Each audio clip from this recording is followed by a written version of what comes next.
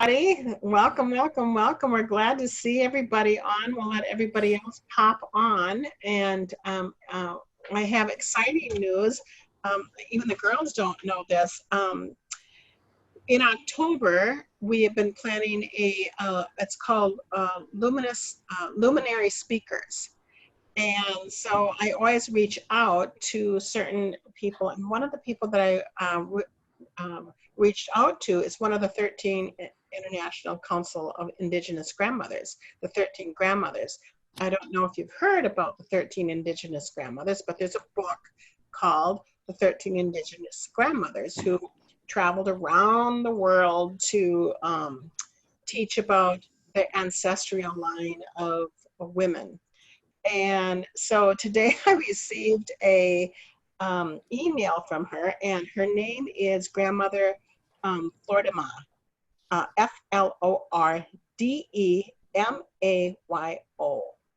And she calls upon the directions, and I told her about the summit that we would be having about luminary speakers in October, and asked if she would be one of our speakers for that.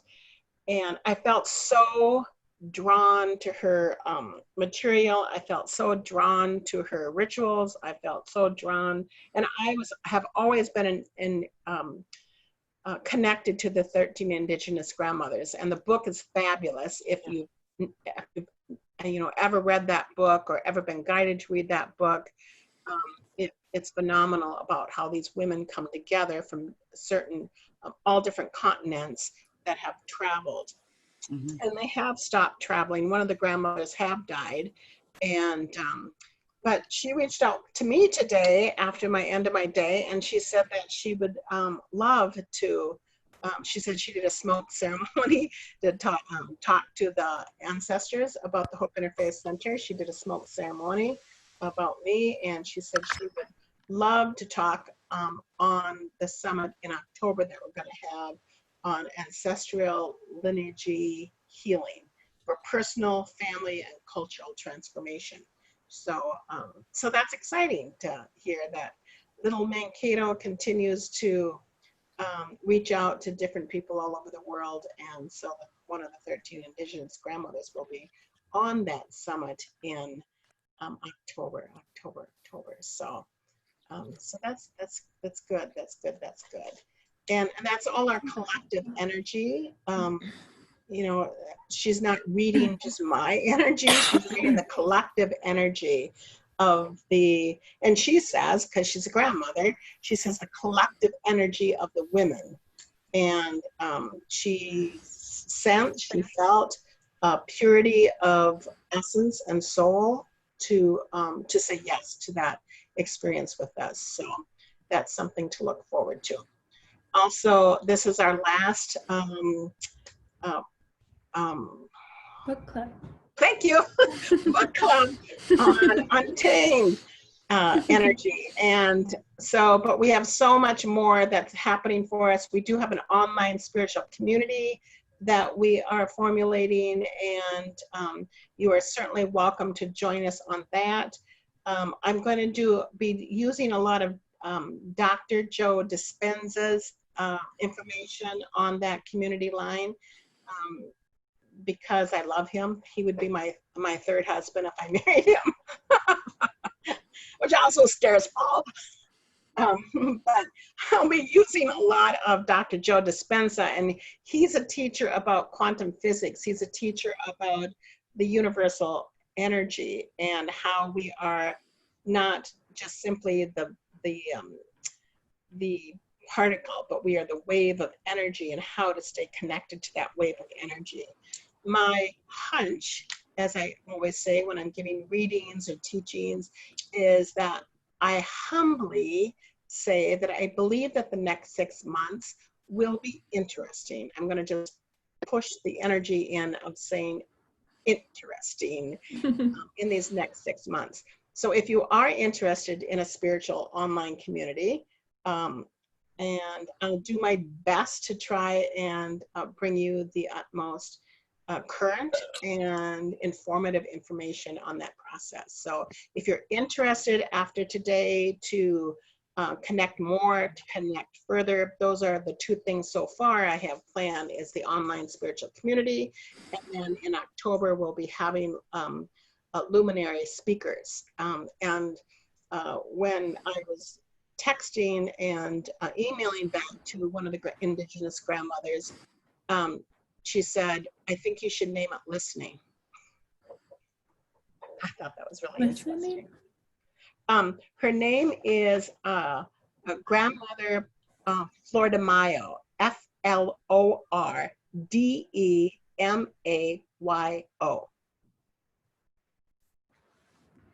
And she calls on the 4 directions in a prayer and meditation for humanity. And so she's very much into family healing, cultural healing, and transformation of our world right now. So that's exciting. That's exciting. So thank you, everybody who's been joining us. Today is sweet Jinelle and Amy are going to be speaking. Yes, Ellen, you have a question? I love that. Yeah. I couldn't find it down here. So, have you worked with Joe Dispenza? Have you done his breathing exercises? I have. I am on his, when I am doing the treadmill, my husband says, where are you going? And I said, I'm on the treadmill and I'm talking to my third husband. I'm always listening to him on the iPad or the iPod, but I haven't seen him or met him personally. So do you know of him? Well, yes. Justine Damon, the woman who was shot a couple of years ago. Yeah. I'm a member of LHSC, and she was also a member there, and she got her training directly from him. Mm-hmm. And so, yeah, after she was killed, then he was around periodically. Mm-hmm. But yeah, she taught his teachings. And then a gentleman now by the name of Jay Peterson has taken over. Mm-hmm. And yeah, it's all about breath work to increase activate your energy, or to increase in your heart, yes. Yeah. Yeah. So I did it once and it didn't resonate with me, but maybe I'll try it again. Mm-hmm. Mm-hmm. Yeah, and that's the important thing as we continue to go forward. It's important. It's okay. Whatever resonates with you, and whatever doesn't resonate with you, doesn't resonate with you. And that's the whole Untamed thing, is it not? That's what this whole book is about honoring what feels good to you, honoring what feels where your pull is. All sacred pathways will get you to the remembrance that you are the one. You are the one. You are the one. So I think it's important to honor exactly where you're at on this journey of Untamed. I think it's important to honor where you're at when you are resting. I think it's important to honor when you are angry and mad. I think it's important to honor wherever you are. I was listening to Glennon Doyle Nelson, and she had said that when anger comes in the room, she says, don't call it anger, call it your professor. I love that. It's there to teach you something. And she said, when frustration comes in the room, stay in the room, because it isn't frustration, it's an associate professor, and it's there to teach you something. And I loved that. She says, instead of calling it pain, instead of calling it anger, she says, consider it your associate professors and your professionals, professors in the Spirit University there to teach you and help you understand your next steps and how to become even more untamed. So Jinelle and Amy, and this is why I wanted Jinelle and Amy to help me with this very last one, is because when we were putting together the Star Gathering, one of the things that I try very diligently, I want to be a role model and a mentor to the younger people. I know that a lot of people are afraid to let go of their position to allow the younger people to come up. And I believe that's our job, is to find our replacements, because we are replaceable. if you don't think you're replaceable, that's the ego, and we're all replaceable. And so it's better to find your replacements. And so when Jinelle and Amy showed up in my life, and the spirit world brought them into my life, and the consciousness and the vibration brought them into my life, I knew that they were eager, that they were open-hearted, that they were still learning, that they could take directions, and that they were ready to devote their life to being directors and teachers and helpers. And so they're not, I use this line a lot, they're not Sherpas. I don't tell them, carry this and climb up the hill and do this for me. I never wanted to use them as, okay, carry this up the hill for me. I wanted them to be on top of the hill with me, so I can absolutely come down off of that hill and allow those two to come up. And so that's the reason why I wanted them especially to do the last pieces. Just as we talked about last time we were together, when Kathy was with us. Thank you, Kathy, for joining us again. Hi, Kathy. And when we were having some really delicate, holy conversations about questions about our memos and about the memos that we received. And I loved it, Kathy, because that really wasn't in the book, really, about writing your own memos. That's your book, Kathy. And I loved it that she brought that in, is that we can write our own memos. As untamed women, we can write our own memos. And so I wanted the younger women to not have to wait until they're older and say, well, now, I don't know, now that I'm older, I don't put up with much shit. And I just thought to myself, I am raising strong women, and I have 3 granddaughters, and I don't want them to wait until they can say, well, now that I'm older, because those are the women that are up front and coming forward and making waves. And so I'm so honored to have all of you on as you continue to make waves, So I asked them to talk about Sandcastles. So it's a very short, chapter. So if you come along with me, I'm going to invite you to stay in the room. I'm going to just read that because I reread it before. Ask a woman who she is, and she'll tell you who she loves, who she serves, and what she does. I'm a mother, a wife, a sister, a friend, a career woman. The fact that we define ourselves by our roles is what keeps the world spinning. It's also what makes us untethered and afraid. If a woman defines herself as a wife, what happens when her partner leaves? If a woman defines herself as a mother, what happens when the kids leave for college?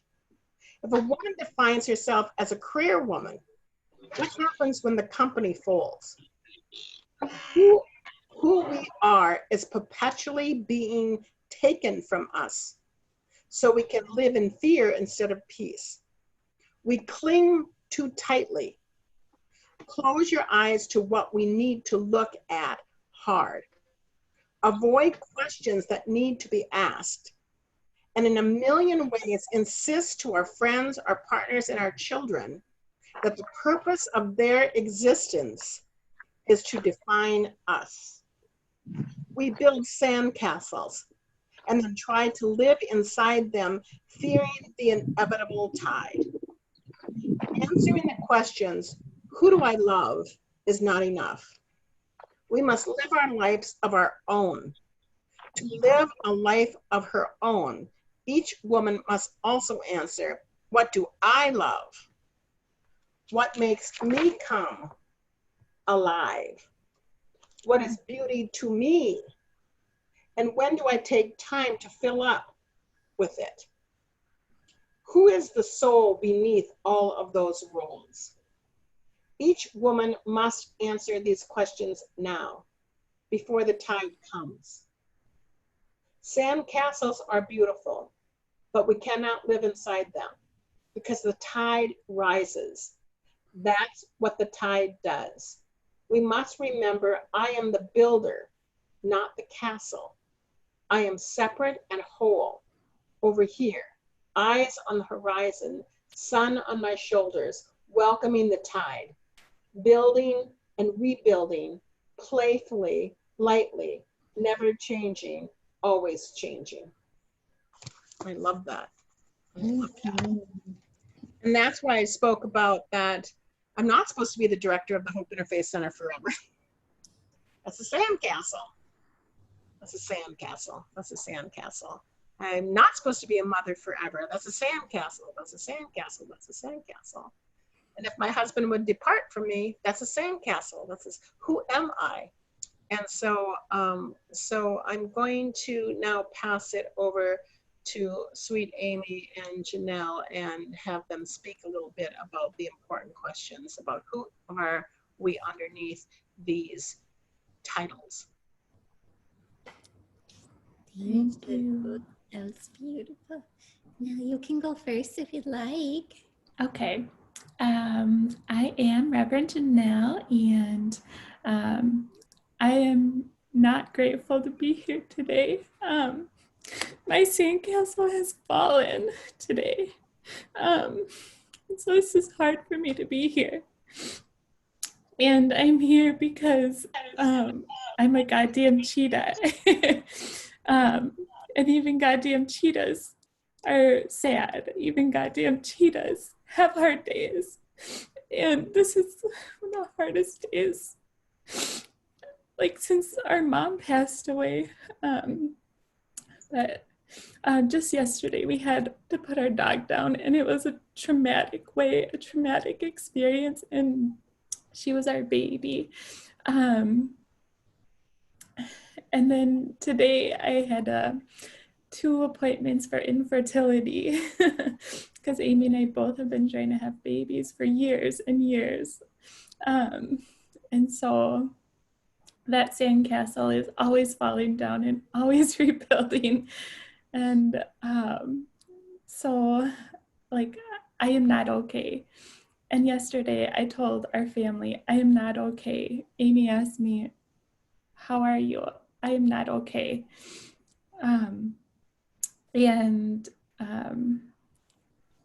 And this book has taught me to say that I am not okay, because in it she tells us our feeling, like it's okay to be honest with our feelings, and truly, like I said that yesterday because of this book. But I know that I have a voice, and I know that I am a leader, and I know that I am a cheetah, and so that is why I still showed up today. I know like my sandcastle is washed away by the tide right now, but I've decided to show up today. And there's been so many signs today, because it's our mom's birthday in heaven too. Just most beautiful and magnificent ways that she showed up today. But there's so many divine quotes that washed up on my shore today. And just when I was at the doctor, I just have to read this because I sent it to Amy. And she said, it's by Maya Angelou, and it said, if you find it in your heart to care for somebody else, you will have succeeded. And that was at like 8 a.m. And that's how my day started. And I started crying, and I called Amy because she picks me up when I am laying on the floor when I'm weak, and Hope picks me up. Like I texted them right before this saying, I need your help. I can't do this alone. I'm weak. And she does need to rest too sometimes. So, but I'm so grateful to be here. And our mom is so goddamn cheetah proud of us for where we are and where we're going, where we've been, and all we're doing. So I'll let Amy introduce herself now. Thank you so much. We love you. Thank you for being here. even through everything, your wolf pack is here to lift you up and support you in so many different ways. So thank you for being here. So like Jinelle said, we are sisters, and before anyone came on, Ellen and I were talking about how a lot of times when we were younger, I would start crying before Jinelle when she would get hurt, or or even as she was crying, I would cry harder. And it like we are fully connected. And so when she is in a lot of pain, it's hard for me too. We're gonna stay here, and we are gonna just go all in as best as we can, because we know we are so well supported, and we love all of you. So as we were planning this last week, it is so funny how your sandcastle falls down, gets washed out. But the beautiful thing is you can rebuild a sandcastle anytime. And sometimes it takes a few people to do that together. And so one of the things that we love to say is that we are powerfully positive. And sorry, there's someone coming on. We are powerfully positive. And even though we have hard days, even though we go through really tough moments, like we still are able to help each other, you know, of course, with our friends and family come back through. And so that's what we love about the sandcastles is, you know, it can get wiped away. What do I love and what makes me come alive? And we help each other, and that makes us come alive. There's so many things. One of the things we wanted to talk about was how do you come alive when other people are trying to hold you down? Or how do you come alive when there's so many obstacles in your life that might be challenging? And I love this story. I've told it a lot, but I think it's just so powerful and so fitting. So before I was blessed enough to work at the Hope Interfaith Center, I had a career in retail management, and I worked for Nordstrom all over the United States. And before we moved back to Minnesota, I managed the biggest apartment in all of the Nordstrom world. It was a $10 million department. So every year we had to find a way to come up and sell $10 million of jewelry, which is outrageous, but we loved it. It was such a good challenge. And so we would put on events. We would just go all in, like cheetah times 100 every day your feet hit the floor. It was so fun. And so when I came back to Minnesota, I brought that with me. I had the best environment. My tribe was fully there. It was just so powerful. So I was trying to find a position here so we can move back home. And the sweet woman who I was working with said, I don't want you to take just anything. Like, you've earned such a high position. And I remember telling her, I don't care what I do. I just want to be there. I can make an impact no matter what position I hold. And I still think that's so true to this day. So we get there and I meet the wonderful woman who I get to work with every day. And she is, who do we say? She's one who we would call a cheetah, but she might need a little more life in her. So we were in one of our first meetings and it was so powerful. I felt so involved. You know, we were planning events and I was like, yes, let's go all in, because we are powerfully positive and we don't apologize for our enthusiasm. So we go in the meeting, we go back to our desks as I'm furiously typing away this new event we're doing. And she comes into the office and she goes, can you just like tone it down a little? And I didn't even know what to say in that moment. I just said, excuse me. And she goes, yeah, can you tone it down? Like, it's a little bit too much. Oh my goodness.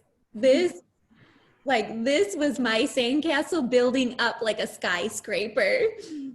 I did not want to tone it down. It helped me come fully alive to say, this is an obstacle. Like, this woman is the one who, you know, was my manager at the time, who could tell me what to do.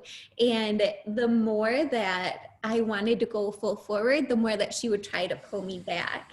And by doing this, by being strong and showing up, I kind of overcame that obstacle because I was not taking no for an answer. And so if you have people in your life who are unsupportive, whether it's your spouse or your friends or even your older sister, you can say, like, no, this is my dream. This is what keeps me awake. This is what gives me life.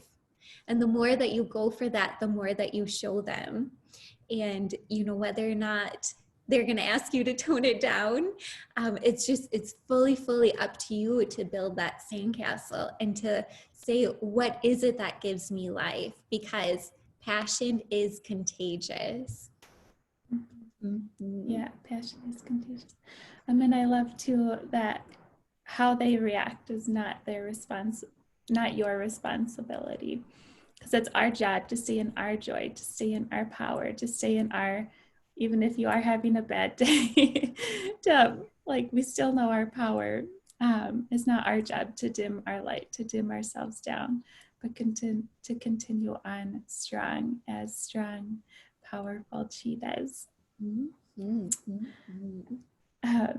And I hope how you said, like, we're learning, because Amy and I are always learning. We're always gathering information, like we have probably since we were really young, when our mom was teaching us everything. Started being our greatest teacher, but we just love learning. And I just want to share this quote too, that we learned at one of our trainings. And it's no matter how afraid you are, you still go on, because being brave and being bold, like, you do get scared, you do get nervous, you do get like, just like your heart beats fast. But it's just important that you go on, and to know you're not alone and that you are strong. But okay, so here's the quote. It says, actually, I think this is from a song, actually, and some of you might know the song. But it's, I'm not afraid to take a stand. Everybody, come take my hand. We'll walk this road together through the storm, whatever the weather, cold or warm. Just letting you know you're not alone. Let me know if you've been down the same road. Because we are walking this sandcastle together, the ups and downs. So I love that song. I love that song. Thank you. One of the things that we want to open to everyone is, what if you think about it, if you feel it in your heart, what is it that makes you come alive, and how do you take the time to fill up on it? So if anyone can answer.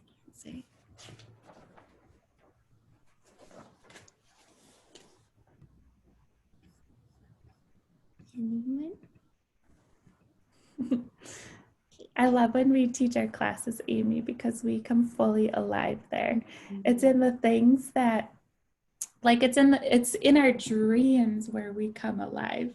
It's like, there's a quote, and I'm gonna mess it up, but it's, I'd rather be bad at something I love than be good at something I don't love. Oh my God, that's good. Yeah. Yes.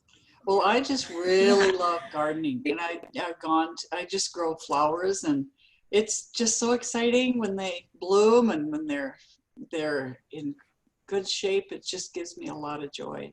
So, Nancy, I felt all of this energy right before we started, and I felt like it was flowers talking to me. I think this message is free. Can I say it out loud? Is that okay? yeah. Okay, it says, when I was young, the plants fed me and entertained me. They healed me and guided me through life. Wow. Is that what came to you?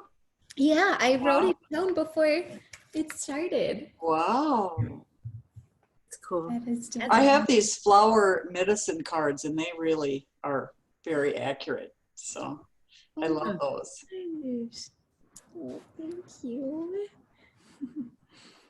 That is divine. I really would ask you all to think about, I loved this really short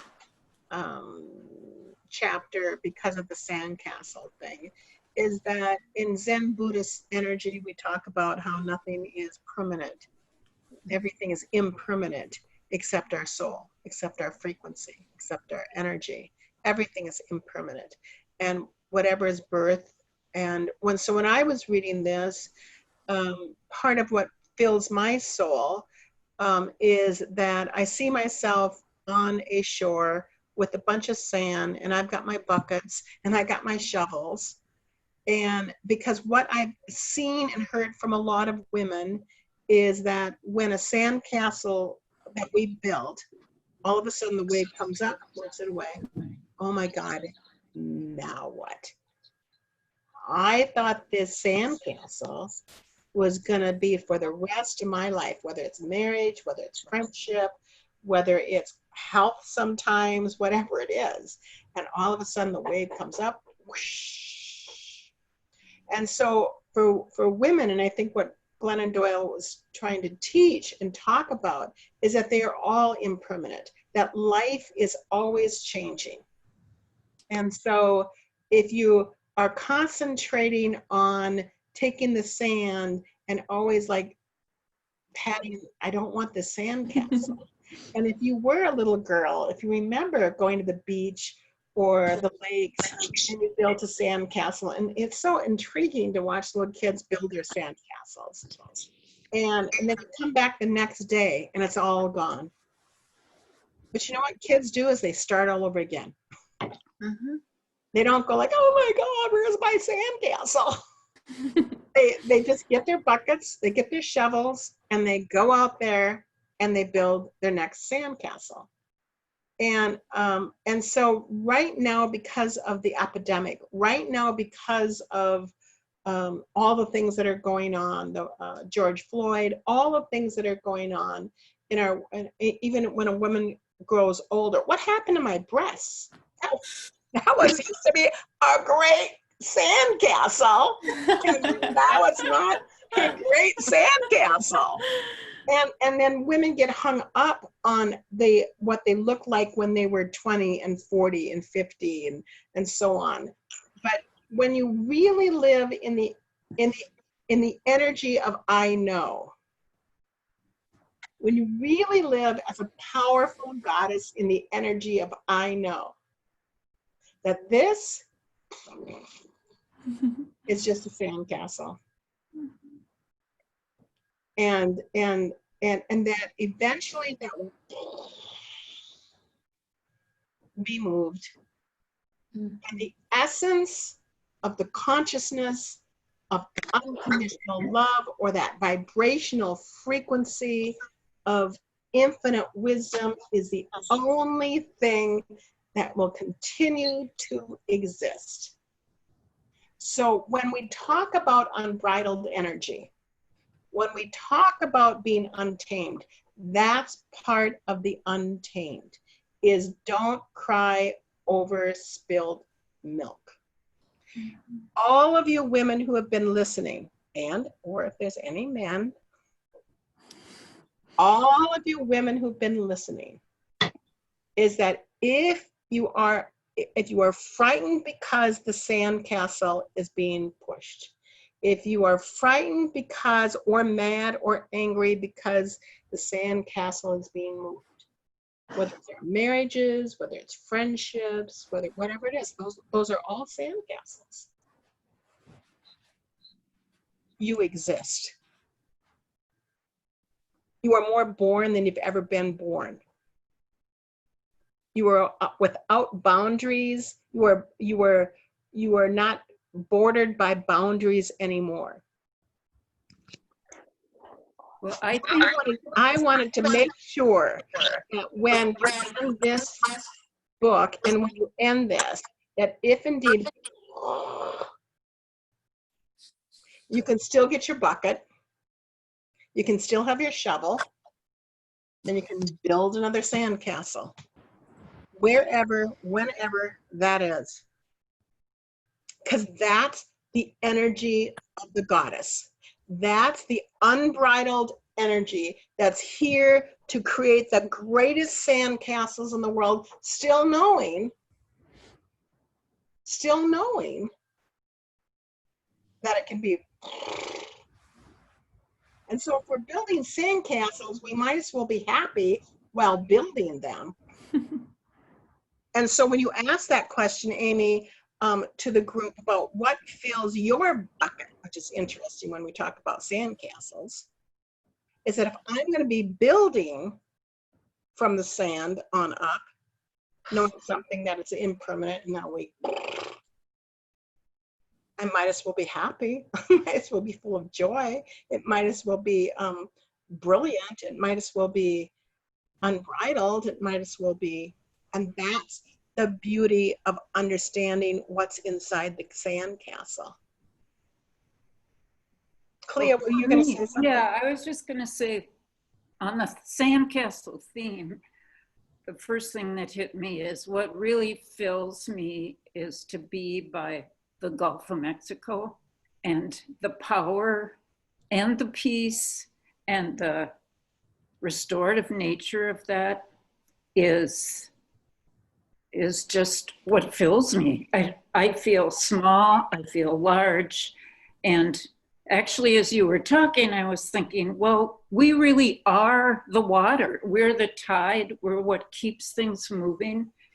We can build our sandcastles. And what always fascinates me about the Gulf of Mexico is how when the tide is out, the shore looks one way, and then the tide comes in and just totally carves it out in a new way. And it's magnificent and it's powerful. It's loving, you know, you can put your feet in it and you can just feel caressed by the salt water. And yet you can also get knocked down, but that's, to me, that's part of the power of kind of the cougar, the whatever, you know. It is. So it inspires me just to be there and feel my piece of being with the universe, part of the whole, and I'm a drop in that vast sea. Yeah, I mean, I won't go on and on. I could go on and on because it just means so much to me. But yep, so we're beyond sand and castles, which are fun to build and which is part of our creative nature, I think. But I think we're way more powerful. We're the energy that pushes the sand around, that erodes the rock on the shore, that nourishes all the life within the water, and that soars over the water, and that comes down to drink and play. So. Thank Thank you for sharing. Does anyone else want to share? I'll share.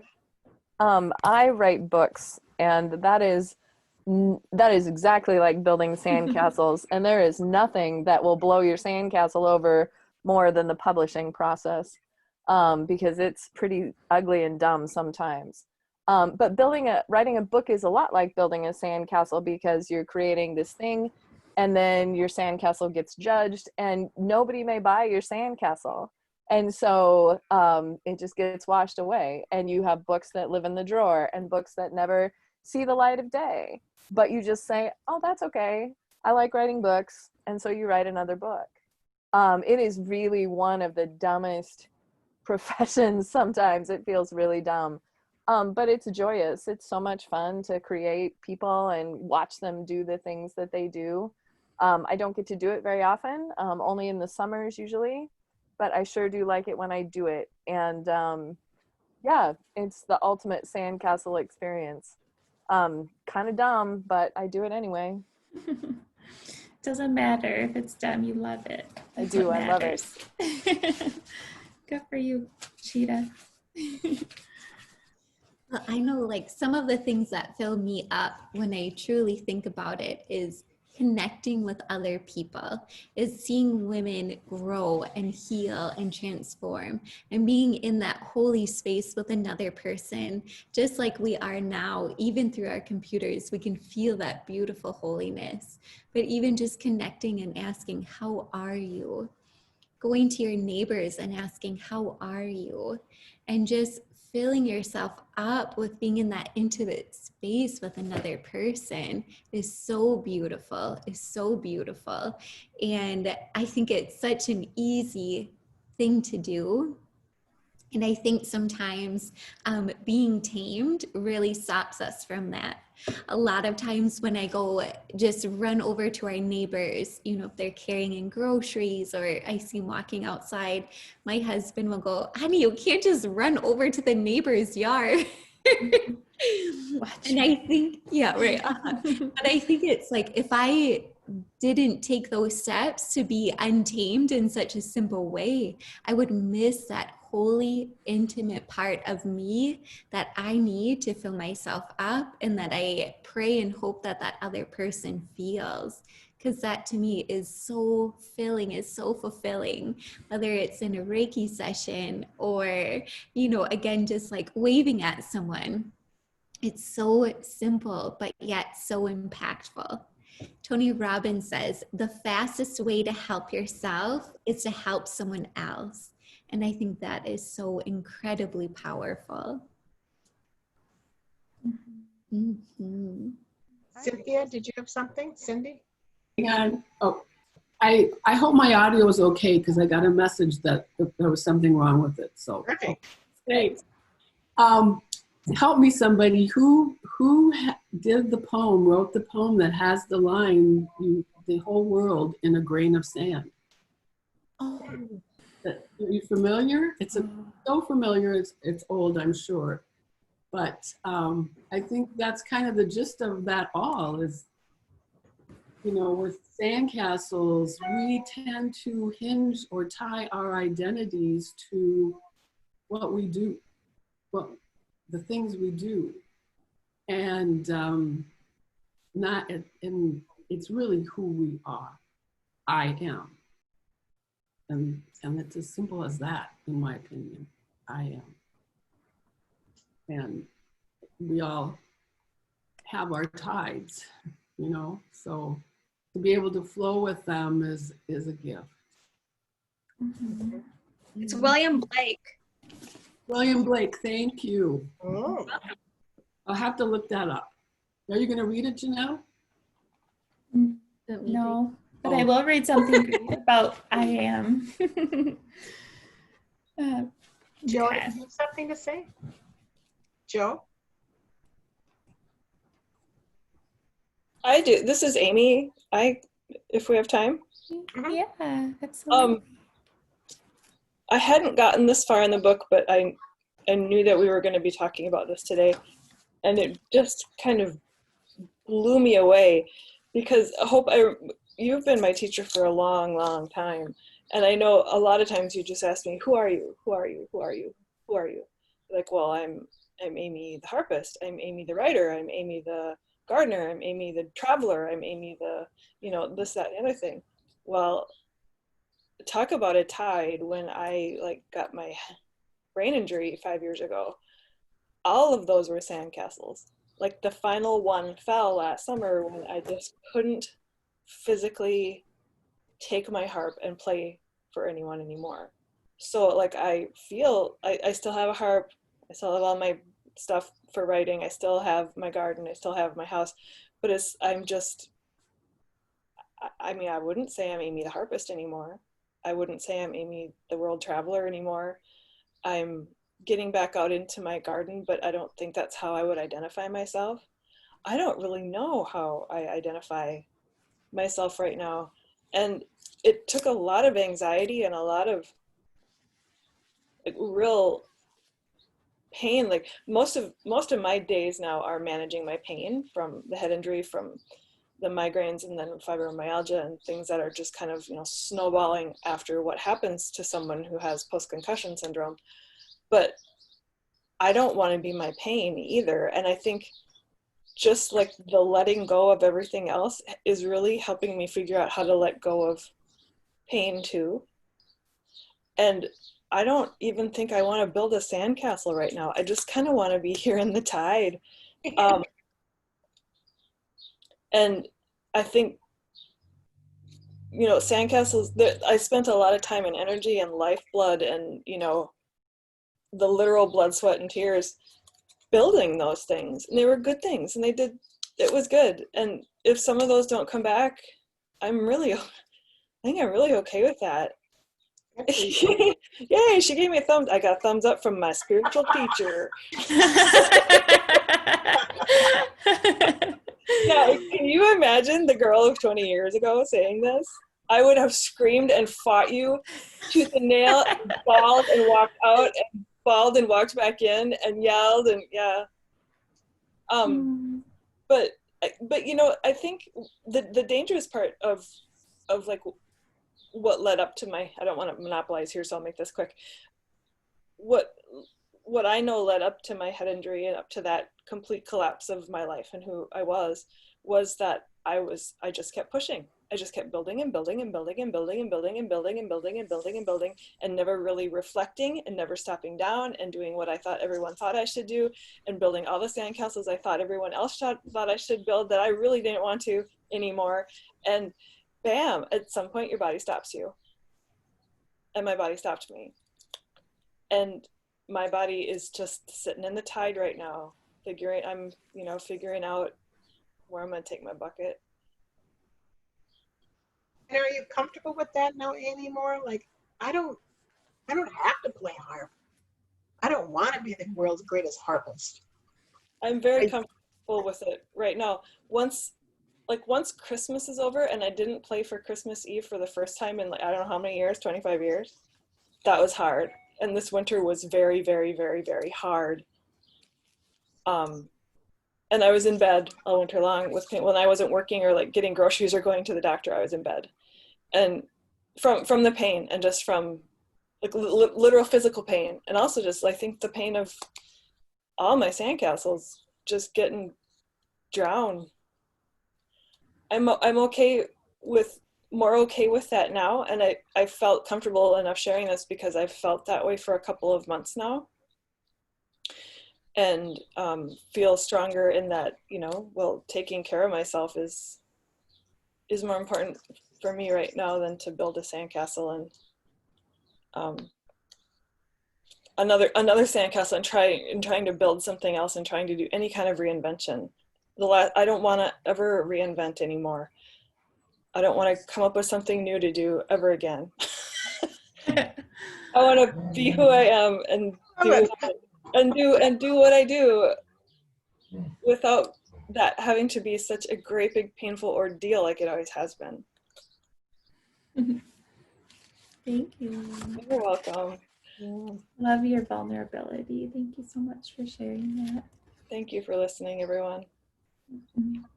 What a perfect time to read the epilogue, if I'm saying epilogue right. In my favorite holy text, there is a poem about a group of people desperate to understand and define God. They ask, "What are you?" God says, "I am." They say, "You are what?" God says, "I am." What are you, Glennon? Are you happy? Are you sad? Are you Christian? Are you heretic? Are you a believer? Are you a doubter? Are you young? Are you old? Are you good? Are you bad? Are you dark? Are you light? Are you right? Are you wrong? Are you deep? Are you shallow? Are you brave? Are you weak? Are you shattered? Are you whole? Are you wise? Are you foolish? Are you sick? Are you healed? Are you lost? Are you found? Are you gay? Are you straight? Are you crazy? Are you brilliant? Are you caged? Are you wild? Are you human? Are you alive? Are you sure? I am. I am. I am. And I once heard this story of Oprah Winfrey, who interviewed this woman. And she was lying with her dying son. And he was getting ready to take his very last breaths. And as he was taking his very last breaths, his mom curled up next to him. And he whispered to her, "It is all so simple." Then he took his last breath.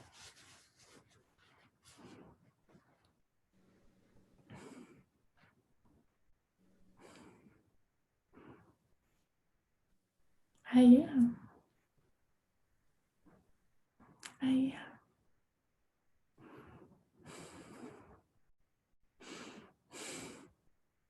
Amy, I had to take it from here.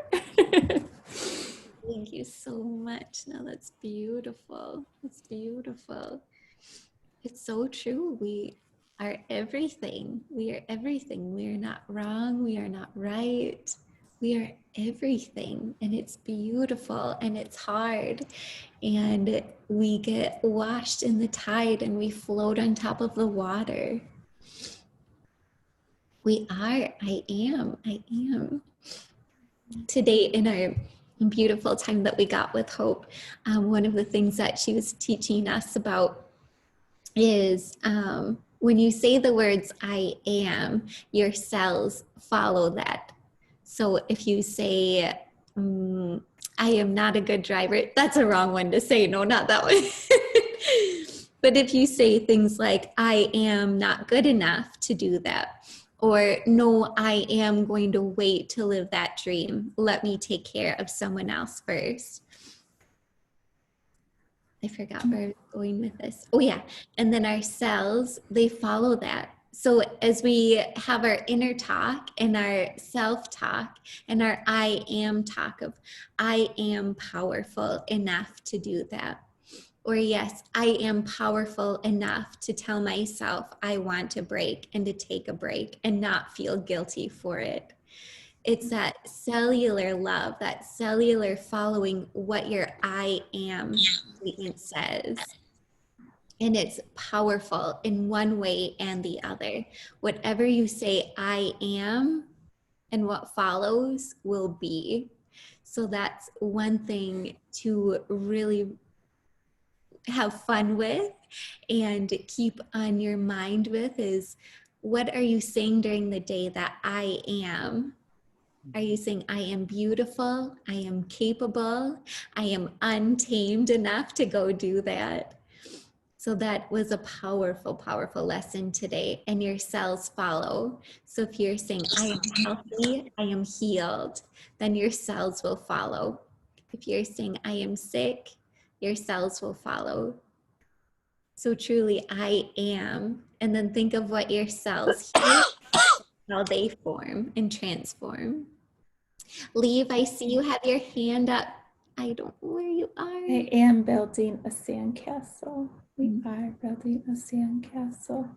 Did Leaf have something to say? Oh, it's Latha. No, I'm sorry. I don't know why my name tag says Liv. I love it. That's also a sandcastle. I just want to send Jinelle, you and Amy and Hope just so much gratitude and love to all of you. Just you're amazing in what you do and what you bring and who you are. And I love the tenacity that you won't let anyone change that about you. So I just want to first of all share that. And the one theme in my life that I've noticed is, and I've Hope, you've been my teacher for years now, and there's always just like one topic that I'm always talking to Hope about. Everything else can come and go in my life. This is the thing I'm working on. This is the thing. And like the universe shows me every time I pick a topic, like, oh, you think that's the most important? Let me break that down into nothing. Let me break that down into nothing. And it gets to a point where the wanting for something feels so uncomfortable that you just want to feel the relief of letting it go, because the yearning leaves you in a space that you feel like you can't create, and you keep putting more effort into it, and it takes you to what feels like another dead end, but it's not. It's really just a message that says that there's not one thing that you need to define you. Just understand that you have everything, and just be okay that it's not there now in this moment. And so I, like, 2020 was like probably last year, working into this year, was a revelation, because I started to let go of the one thing that was my constant focus, because I was so tired of wanting it. And like, I was like, can I do something fun? Because like working on this just blows. And I started like doing small things that took my attention to a place of happiness and joy. And that could be making a meal for myself, or going to watch a movie by myself, and just letting that take me to a space that was better than where I felt. And that, I feel like, just takes, like Joseph Campbell's thought of following your bliss. And that takes you where you're intended to go. Because when you're in wanting, you can't see the larger picture and that bigger journey to end up where you're meant to be. And when you arrive there, I haven't yet, but I feel like it has every aspect that you could ever want and never even thought to ask for when you arrive, and you picked it up all on the journey. So I don't know if that makes any sense. I just wanted to share that with you, because that's where I am right now. It's like every day is, what if this is the last day I have? And that's not meant to be morbid. It's just meant for me to feel more connected to this moment. And that aliveness and that gratitude that is present when I say that and I believe that is worth so much. So that's helpful for anyone. Thank you so much, Lata. Yeah. That's beautiful. Thank you, Jinelle. Heart is so beautiful. Yes. I've been thinking every day, Amy and I think about, as Latha said, like, could this be our last day? And that's why we live so brave and bold. That's why we're not afraid to do the things we do.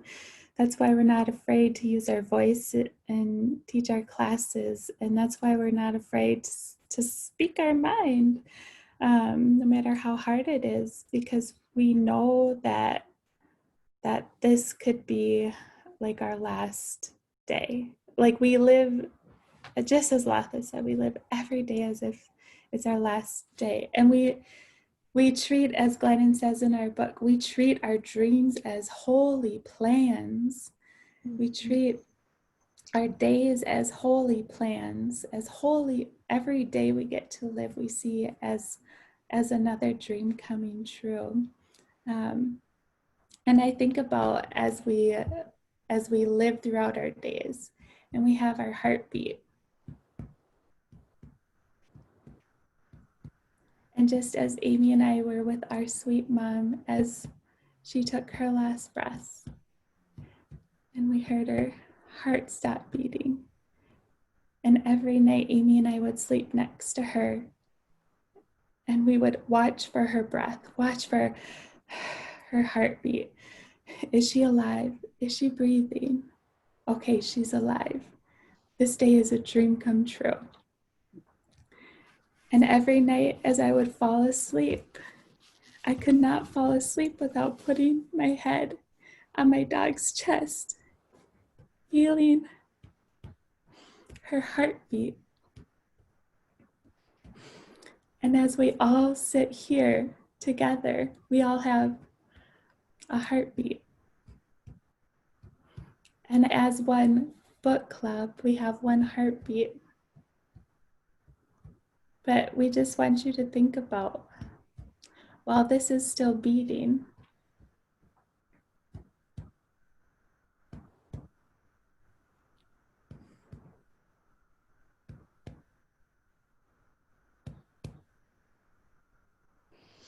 what will you create? Where will you go? What will you say? What will you do? How will you pray? How will you love?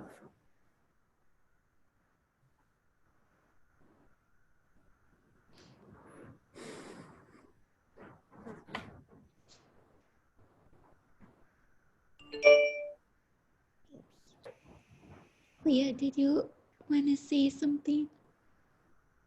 I just wanted to say I love you, and I so appreciate you sharing your sadness and your vulnerability, and as well as your joy.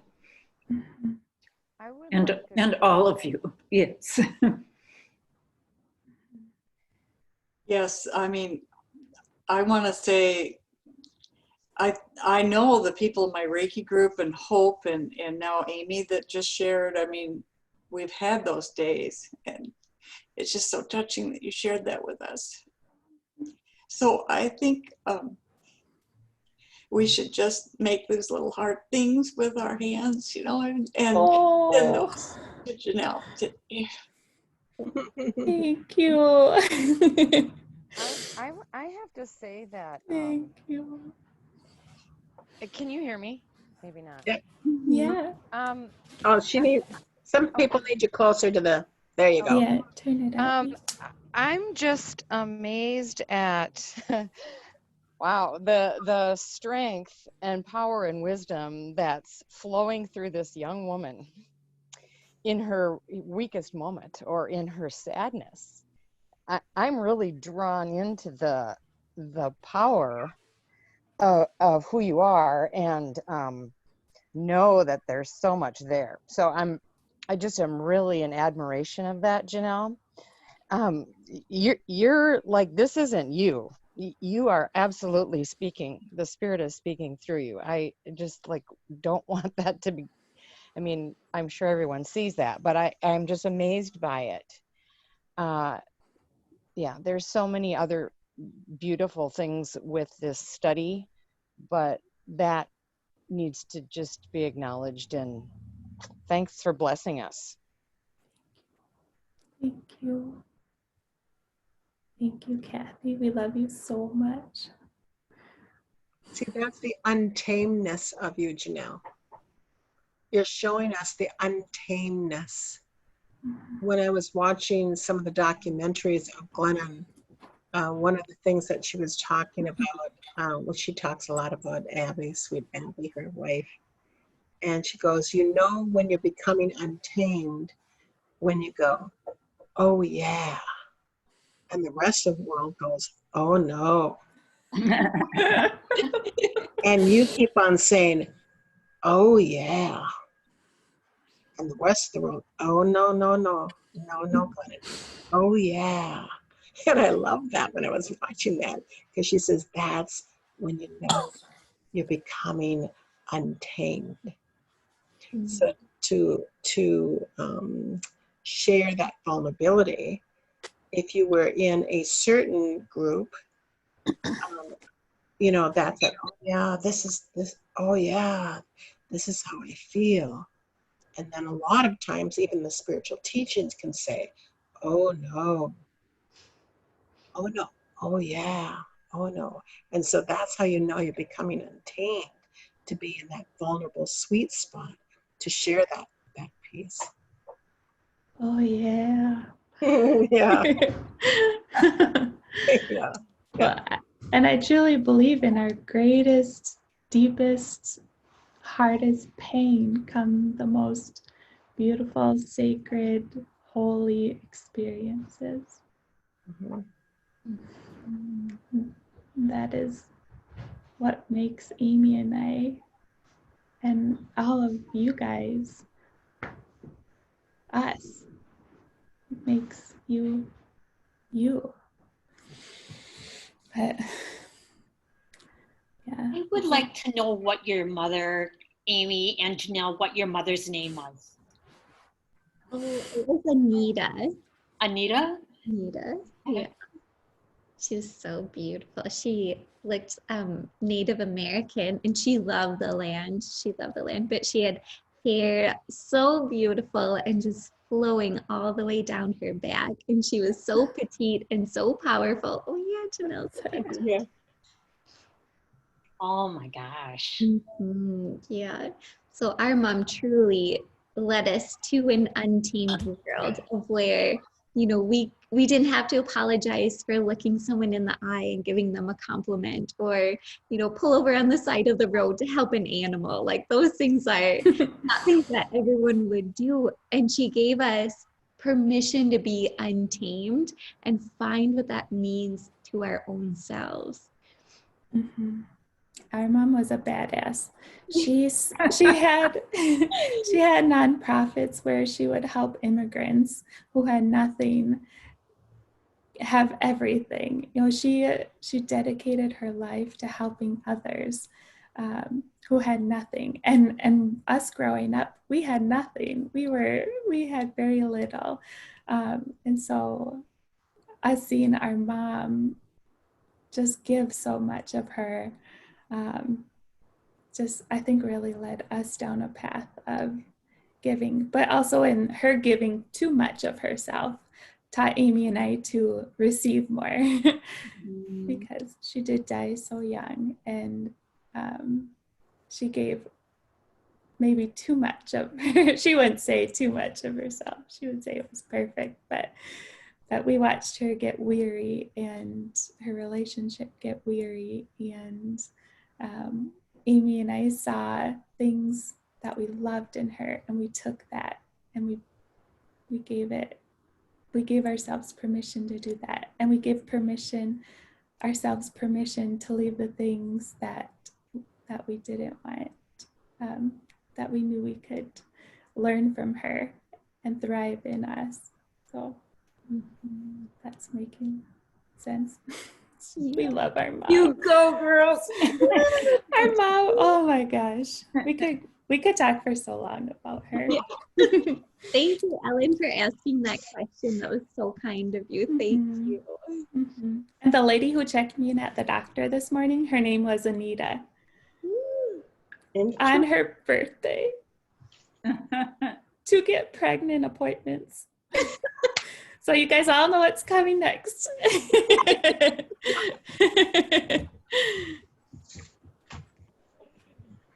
Really. Okay. I am.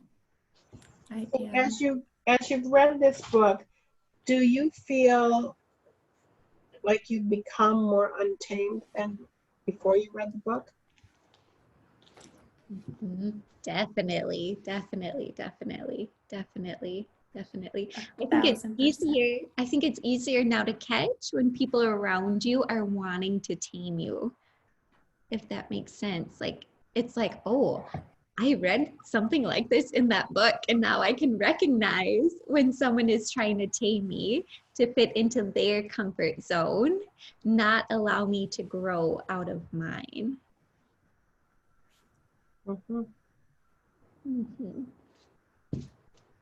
I've noticed that I just speak up more. Like this morning, I sent an email to my aunt because I want her to come over this weekend, but I don't want her to bring any other relatives with her. And so I just said, I don't feel like being around anyone else. If you want to spend time outside at my pool at my building, great, but I don't feel like being with anyone else, because she has this habit of like, oh, I have plans with Julie, but I'll have these other people tag along with me. And I'm like, no, it's not going to be good for my energy. So I was really proud of myself. Instead of just thinking that, I actually typed it up and just sent it over. And she didn't take any offense. She's like, oh yeah, I can't wait to spend some time with you, you know? And then it's just, I don't have to worry about that. So that was like a small example, but it has really big impact for me. I think that's a big fucking example. That's a good example of saying, no, I need this. I think that's a big example of speaking up for the inner voice that's within you. Thank you, darling. Yeah, 4 or 5 thumbs up.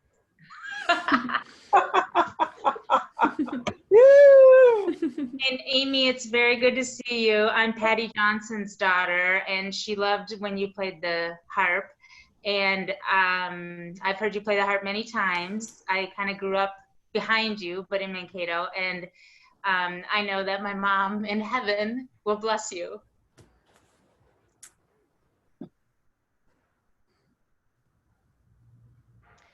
I was going to say that I really don't know that I've become more untamed since reading the book, because I'm older and I've been on this journey for a while, and I've been kind of learning to become untamed the older I get and the more experiences I've had in life.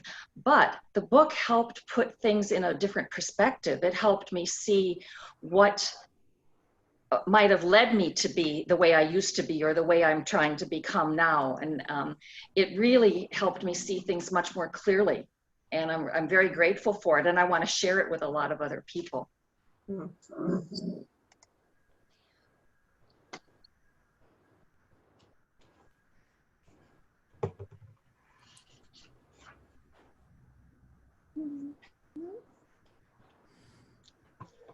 Hey, Kristen, I want you to talk about the mat. And you like the very end of the book because of the mat. Remember that, what you said to me? Yeah, you. Okay. Yes, one of the things I liked about the end of the book was I liked the idea of being on your yoga mat to learn. And I've been doing yoga now for 16 years, 17 years maybe. And I've just started a home practice. I've stayed you know, COVID helped with doing your own practice now. And I really like the idea of being on your mat to learn all the things that you need to learn. But then when you get up off the mat, you have learned it, at least for that moment, and you are ready to go out and whatever you need to do with it, right? I really like the end of the book because I loved the fact, for me, the most important thing is not abandoning myself anymore. And for me, that's a very important piece of learning, given my own journey in life. So I just like the way she put that all together. And she looks at the other yoga students and says, you know, kind of to herself, you have things to learn. I had things to learn. We have to stay on our mat till we learn them. But the door is never locked, right? She said that more than once in the book when she was talking about the woman who tried hot yoga and ended up throwing up and shouldn't have stayed. Right? Yes, I remember that. That would be exactly what would happen to me with hot yoga. I know. It would not go well. Too much energy, man. Too much energy. So I just love the idea of staying on your mat and the idea of practice, right? Because yoga is always a practice. Buddhism is a practice. That's what I tell my college students. We are practicing. But then you get up and you're like, okay, I'm ready to take that practice out into the world. I am me. I'm not going to abandon myself for anyone else. And the door was never locked. And that last chapter spoke to me very deeply. This book put a frame on all the things that I have learned over the last however many years and the last 6 months. So yeah, I'm very grateful for having read this book. Good, good, good. You know, I talked to a yoga instructor today, and there's actually a thing called Off the Mat Yoga. She belongs to this organization that's called Off the Mat Yoga, that you're doing the same poses and in the same energy as when you're on the mat, that you take it off the mat. And she says that's a new I don't know if it's an organization or what, but she says it's called Off the Mat Yoga. which I think is interesting. I love that. That's interesting. Love the wild and new concepts that are coming into the world. Yeah. Gail, do you have your hand raised? Yeah, can you hear me? Can you hear Yeah. me? Oh, okay, because I'm not sure how to use my phone. I just wanted to just share my appreciation. I bought 6 copies, I think, of the book, and I mailed them to family members, relatives, and people to help me remember how important each chapter is. Just like how Amy and Jinelle just shared, or everybody shares, living in the moment and becoming, it's like we're never done. And all those chapters in that book just helped me remember that I could pick that up and those thoughts up and that new awareness up anytime I want. And I'm still evolving into whatever I'm supposed to become. And thank you again for all the vulnerability, the sharing that's gone on tonight. I have a little bit of trouble with my computer or background noise. So I'm really grateful just to take it all in. And I pass. Thank you. Thank you.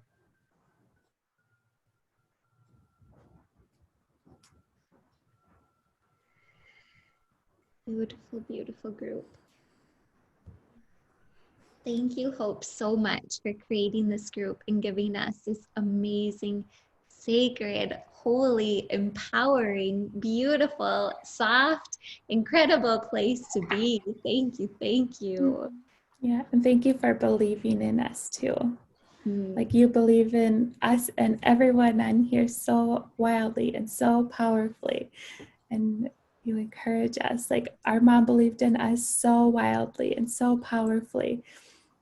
And we get to believe in others so wildly and so powerfully. And just having that belief, Hope, that you instilled in us, that we could instill in others, just is why we're here in this world.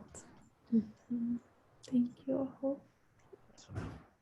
Well, it has been great. If you haven't also, I was going to say, I can't speak because it's read the book Wolf Pack by Abby Wambach. That is thank you, Jinelle. That is a teeny tiny book that will absolutely change your life. It will absolutely change your life. And it was Abby who brought me to her wife, really, because I read that book first. And many of you know that, like, that's when Amy said, Abby, Mom, I know you love Abby. Abby's going to be up in the cities. You want to go see Abby? And so she bought me some tickets, and that's when I went crazy when Abby slapped me, gave me a high five, and I went, oh my God, Abby slapped me in my hands. But that is a absolutely profound little gem of a book that will just change the terrain of your whole life. It's just wonderful. Amy just had written that I would love to have all of you back again after you read that little gem of a book and to find your wolf pack. And all of you are my wolf pack. If I can say F-U-C-K and you still love me. We fucking love you. You're my wolf pack. You're my wolf pack. So I just wanted to, and I love this part, at the very, very end on 333, which I think is interesting because 3 is a vibrational number. At the very end, she said, here's to the untamed. May we know them. May we raise them. May we love them. May we read them. May we elect them. May we be them. And that is the ultimate, is it not? Is to elect them, to raise them, to mentor them, and then ultimately to be them. And so I would encourage you to continue sometimes it's work, stay in the room, to become untamed. I would tell you to stay in the room and allow yourself to know that you are much more than your sandcastles, and sandcastles sweep away all the time. And that I loved it. I just absolutely loved it, Jinelle, when you said, so if you have this day,